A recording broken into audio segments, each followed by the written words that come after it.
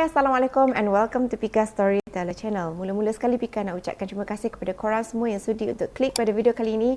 Dan Pika juga nak ucapkan terima kasih juga kepada korang semua yang sudi untuk subscribe dan juga support Pika Storyteller Channel daripada awal Pika mula buat video dulu sampailah sekarang.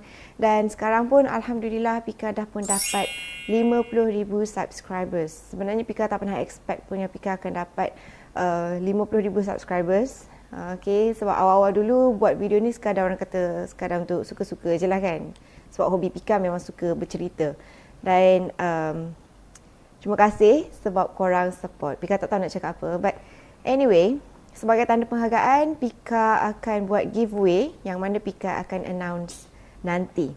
Jadi, berbalik semula kepada video kali ni. Okay, sebelum Pika mulakan kisah kali ni, Pika nak buat satu pengumuman juga. Yang mana Pika sebenarnya dapat Octane Booster from X1 Art. Pengetahuan korang, produk ni sangat-sangat bagus. Jadi apa kata korang gunakan X1 Art Octane Booster ni sebab benda ni dia boleh tambah octane minyak korang tu kepada 3 nombor. Maksudnya kalau RON 95 tambah ni dia akan jadi RON 98. Dan sekarang pihak X1 Art, okay, dia buat promo. Kalau korang nak beli produk ni, boleh tengok dekat website dia orang sekarang sebab dia orang tengah buat promo kau-kau punya. Okay? Dan sekiranya nak dapatkan produk ni, boleh terus dapat dekat online. Pergi pada website rasmi mereka iaitu www.x1artasia.com dan gunakan promo code mereka iaitu Booster30. Booster 30 untuk dapatkan produk X1 Art Octane Booster ni. Okay, pada harga yang sangat-sangat menarik. Jadi sekarang, korang mesti cakap Pika ni dah banyak cakap sangat kan? Jadi tanpa kita buang masa, jom kita mulakan dengan video kali ni. Di mana video ni sebenarnya mendapat banyak sangat permintaan daripada korang sejak daripada dulu. Yang mana korang tanya Kak Pika bila nak buat video tentang hotel seram ke, resort seram ke kan? Jadi Pika dah jumpa satu story ni untuk Pika kongsikan dengan korang semua tentang satu resort 5 bintang, resort 5 star yang sangat menyeramkan. Jadi tanpa kita buang masa, jom kita mulakan video kali ini.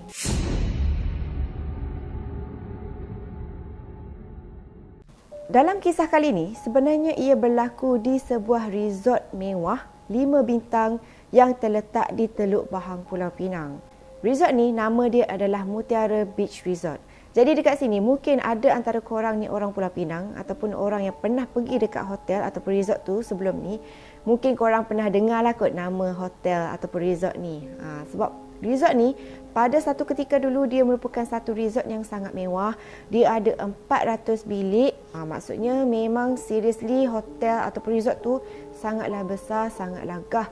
Tetapi kenapa resort ni walaupun ramai pelancong, tapi lama-kelamaan resort ni terpaksa tutup pada tahun 2006. Dan dekat sinilah ramai yang mengaitkan punca utama kenapa resort ni tutup adalah disebabkan oleh banyak sangat perkara mistik dan juga misteri yang pernah berlaku di sekitar resort tersebut. So, dalam kisah kali ni bukan kisah seram yang berlaku kepada guest yang pernah pergi dekat Mutiara Beach Resort tu, tapi kisah ni pernah dikongsikan oleh seorang pekerja hotel. Pekerja ni kongsikan pengalaman seram sepanjang dia bekerja dekat Mutiara Beach Resort tu. Dan kisah ni juga sebenarnya pernah masuk dekat tak silap Pika dalam newspaper pun pernah masuk, dekat Twitter pun pernah viral tentang kisah ni beberapa tahun yang lepas. Okey, jadi Pika akan ceritakan semula dekat video Pika untuk kali ini. Dalam kisah kali ni, Pika berikan nama lelaki ni sebagai Khai. Okey, Khai ni pada ketika tu, dia ni seorang pemuda yang berusia sekitar awal 20-an. Pada mulanya, masa dia mula-mula start kerja dekat resort ni, dia bekerja dekat coffee house. Tetapi akhirnya dia ditukarkan ke bahagian room service dan dia pula request lah dengan bos dia ni supaya bila dia kerja dekat room service department, dia nak kerja shift malam. Sebab kata dia ni memang seorang yang suka sangat kerja pada waktu malam. Yang pertama sebab dia tak perlu nak deal ataupun jumpa sangat dengan bos dia berbanding dengan orang yang shift siang. Dan lagi satu, orang yang kerja malam ni kata dia lebih banyak dapat tips daripada guest yang berada dekat hotel ataupun resort tu. Jadi, tugas si Khai ni adalah setiap malam dia kena buat rondaan di setiap bilik, di setiap level dekat kawasan resort tu. Sebab tugas utama dia adalah untuk kutip pinggan mangkuk yang diletakkan oleh tetamu dekat luar bilik mereka ni. Jadi inilah kerja Khai. So, dia kata memang dia punya shift tu dia kena buat rondaan setiap malam. Dan rondaan pertama dia bermula pada pukul 12 malam dan rondaan yang kedua pula sekitar jam 4 pagi. Mengikut Khai lagi, pada masa tu memang dia seorang sahaja yang kerja shift malam bahagian room service untuk kutip-kutip pinggan mangkuk yang ditinggalkan oleh guest ni. Sebab katanya masa tu mungkinlah kekurangan staff ke macam tu kan. Jadi memang dia seorang je yang buat kerja tu pada waktu malam. Dan lagi seorang staff pula adalah staff yang ambil pesanan. Dan dia berikan nama staff tu sebagai Kak Ina. Jadi maksud dekat sini, Kak Ina ni tolong ambil pesanan dan si Khai ni pula tolong kutip pinggan mangkuk. Malam pertama dia kerja, dia decide untuk mulakan kerja dia daripada tingkat yang paling atas. Maksudnya dia ronda dekat setiap bilik, dekat tingkat yang paling atas. Lepas tu dia turun sampailah ke tingkat bawah. Jadinya kerja dia ni memang dia akan lalu di setiap 400 bilik dekat resort tu. Memang semua bilik tu dia akan lalu setiap malam. So pada malam tu, malam pertama dia kerja, dia mulakan daripada tingkat atas, turun kan satu level ke satu level.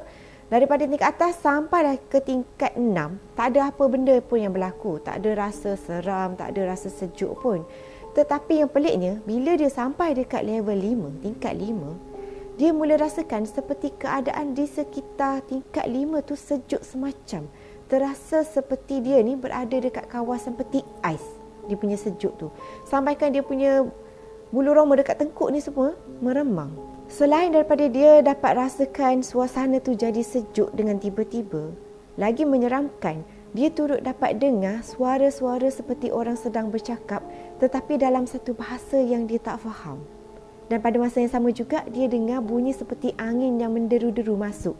So, masa dia buat rondaan dekat tingkat 5 tu, walaupun dia takut, dia hanya baca doa, tawakal je pada Allah Subhanahu Wa Taala.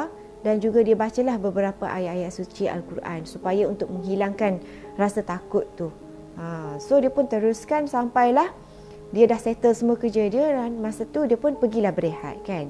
Dan masa dia berehat ni, sekali adalah seorang Pak Gad ni datang kan. Pak Gad tu pun tanyalah dia, Khai, masa kau duk meronda dekat semua tingkat dekat resort ni, kau tak ada rasa apa-apa yang pelik ke? Khai tu tak adalah cakap ada kan. Cumanya Pak Gad ni bagi tahu. Kebiasaannya dekat kawasan resort ni memang dah kerap sangat bertukar pekerja, especially orang yang kerja sebagai security guard. Sebab kata mereka, guard-guard yang pernah bekerja dekat situ, mereka paling tak tahan dengan gangguan yang mereka terima bila mereka buat rondaan di tingkat 5. Maksudnya dekat sini, resort tu dalam banyak-banyak level lain okey, tak seram. Tapi bila tang masuk je dekat level 5, dia punya seram tu pelik, lain macam sikit. Yang membuatkan ramai orang tak tahan dan akhirnya decide untuk berhenti kerja. Mengikut Khai, antara benda seram yang berlaku selepas tu adalah lepas dia berehat semua tu kan. Sekali, dia dapat dengar bunyi deringan telefon. Maksudnya ada someone yang ingin membuat pesanan. Jadi Kak Ina ni, tadi kan dia bertugas sebagai orang yang ambil pesanan. Bila Kak Ina ni angkat phone, Khai boleh nampak reaksi muka Kak Ina ni berubah. Macam ketakutan masa dia jawab panggilan telefon tu. Jadi Khai ni pun tanyalah Kak Ina kan, kenapa? Siapa yang call kan? Bilik mana yang buat pesanan? Masa ni Kak Ina bagi tahu, rupa-rupanya dia dapat panggilan daripada satu bilik dekat tingkat 5. Dan lagi menyeramkan, bilik tu sebenarnya tak ada penghuni pun. Tapi si Khai ni untuk menenangkan Kak Ina ni, dia cakaplah dekat Kak Ina ni kan, tak apa Kak, mungkin tu sekadar satu prank je kot. So pada masa yang sama juga, Kak Ina ni bagi tahulah dekat si Khai ni kan, sebenarnya tu bukan kali pertama tahu dia dapat panggilan tu. Sebab hampir setiap malam dia menerima panggilan yang sama daripada level 5. Dan bila dia angkat, dia tak dengar suara pun. Dia cuma mampu dengar bunyi seperti mendengus, orang mendengus, dan lepas tu bunyi seperti angin. Tetapi walaupun Kak Ina ni selalu kena ganggu, dia ni mempunyai satu semangat yang sangat kuat lah. Nak dibandingkan dengan Pak Gad tadi, kena ganggu sikit terus resign kan. Macam Kak Ina ni tak, dia jenis yang kuat sikit. So walaupun banyak gangguan yang berlaku pada dia setiap malam, dia masih lagi meneruskan tugas dia sama seperti biasa. Jadi berbalik semula kepada kisah Khai ni, dia pun dengar kisah Kak Ina, dia dengar kisah Pak Gad tadi. So lepas tu dia pun teruskan, lepas habis rehat apa semua, dia pun teruskan bekerja balik lah. Masa tu jam menunjukkan lebih kurang pukul 4 pagi di mana dia kena buat rondaan kali kedua. Dan kisah seram yang berlaku dekat dia kali ni pun turut berlaku dekat level 5. Dalam kejadian tu, masa ni kan, Khai ni dia buka pintu untuk pergi ke lift pekerja. Dan sekali dia dapat rasakan seperti tersekat tau. Macam dia tak boleh nak lalu. Dia ingatkan oleh sebab ada troli ke apa kan. Tapi bila tengok, bukan pun. Memang dia rasa seperti berat sangat pintu tu. Dan pada masa yang samalah, dekat belakang dia ni, dia dapat dengar bunyi macam orang bercakap dalam bahasa kuno tau. Dengan bunyi macam nafas gitu. So, dia tak toleh ke belakang sebab dia tahu mesti ada makhluk tu dekat belakang dia kan. Sebab pada masa yang sama juga, dia dapat rasakan yang bulu tengkuk dia ni semua dah berdiri tau. Pika punya bulu roma pun dah berdiri bila cakap pasal benda ni. Dia dapat dengar bunyi suatu suara orang bercakap dalam bahasa kuno. Macam tu kan. Lepas tu, bunyi tu dekat je dengan telinga, dengan bulu roma dia semua berdiri. Korang bayangkanlah keadaan dia pada masa tu. Tapi, disebabkan kuat semangat ni Khai ni untuk teruskan juga bertugas pada malam tu, dia teruskan juga bekerja, dan pada masa yang sama dia bacalah ayat kursi dan juga beberapa ayat Al-Quran yang lain. Memang dia non-stop lah baca ayat-ayat Al-Quran tu untuk orang kata berikan kekuatan. Sebab semua kekuatan kita ni datangnya daripada Allah Subhanahu Wa Taala. Menurut si Khai ni juga lagi, walaupun dia menerima gangguan tu hampir setiap malam, setiap kali dia bekerja dekat resort ni, tapi tu tak mematahkan semangat dia. Sampailah akhirnya selepas 2 tahun dia pun resign lah daripada kerja dekat resort tu. Punca kenapa dia resign dia tak bagi tahu. Cuma selepas 2 tahun memang dia resign lah kan. Dan dia kata memanglah gangguan yang dia terima tu ada setiap malam. Cuma benda tu lama kelamaan dia jadi dah terbiasa tau. So, dekat sini, ada tak antara korang dekat sini yang pernah mempunyai pengalaman pergi dekat hotel ke, resort ke, pergi camping ke apa semua, yang pernah melalui pengalaman seram macam si Khai ni? Mungkin korang boleh kongsikan dengan Pika di komen di bawah. So, apapun itu sahaja video Pika untuk kali ini. Jumpa korang lagi in my next video. Dan seperti biasa, jangan lupa untuk tekan butang like, share dan komen. Dan juga tekan butang subscribe bersama dengan butang loceng. Supaya setiap kali kalau Pika keluarkan video baru, korang akan terus dapat notification daripada Pika Storyteller Channel. Itu sahaja video Pika untuk kali ini. Jumpa korang lagi in my next video. So, see you soon. Bye!